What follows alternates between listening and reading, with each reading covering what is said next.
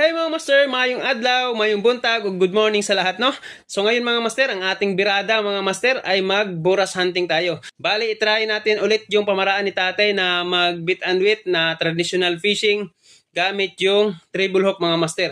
So ngayon, sana pala rin tayo no, na makahuli talaga tayo ng buras. So ang pamain ko mga master, ganun pa rin, kanin. So sana pala rin tayo. So yun, update lang tayo mamaya mga master, no? Fish on!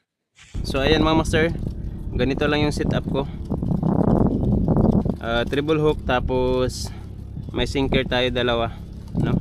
Maliliit lang na sinker mga master para lulubog yung treble hook natin.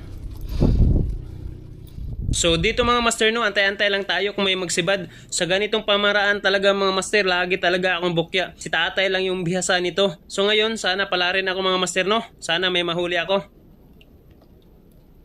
Yun, unang bigwas mga master, walang huli. Dito, nag-attempt pa rin tayo na may mahuli tayo. Ayan, nakailang bigwas na ako dito, wala pa rin talagang nadali.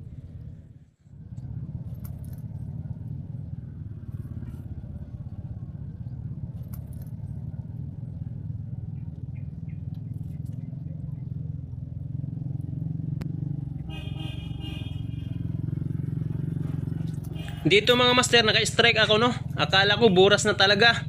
Yun pala. Fish on mga master. Pijanga.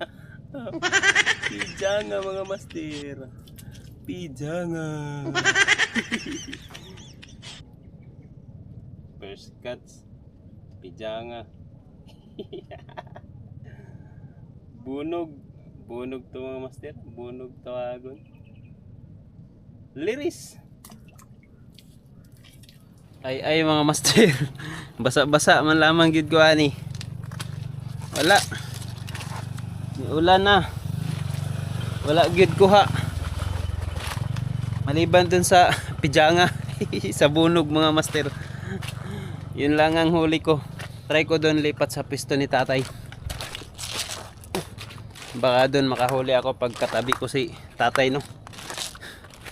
Tingnan natin kung may huli na siya, no? Wala na yung pamain ko na kanin mga master, nabasa sa ulan, hindi na mapakinabangan. Oo, may hipon daw si tatay, hingi tayo no. Alright, so ayan, tingnan natin yung huli ni tatay mga master. Duha ka buk mo ka tay.